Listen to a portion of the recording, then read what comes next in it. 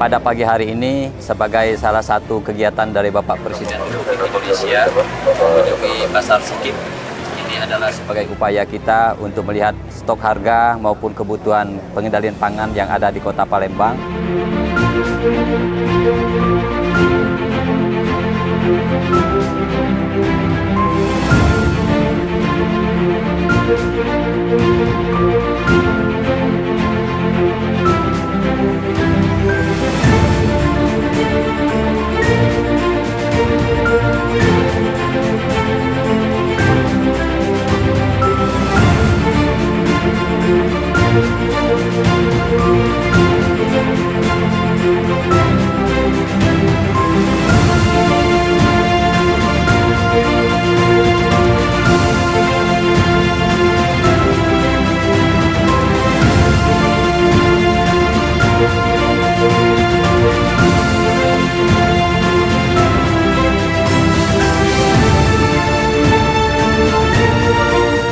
Selama 9 tahun ini saya telah meresmikan banyak sekali bendungan, bandara, jalan tol, pelabuhan, TPA, dan berbagai infrastruktur lainnya.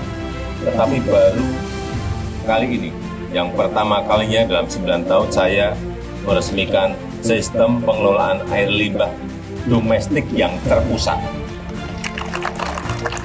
Dan dengan mengucap Bismillahirrahmanirrahim, pada siang hari ini saya resmikan sistem pengelolaan air limbah domestik terpusat Sei Selayur, Kota Palembang, Provinsi Sumatera Selatan.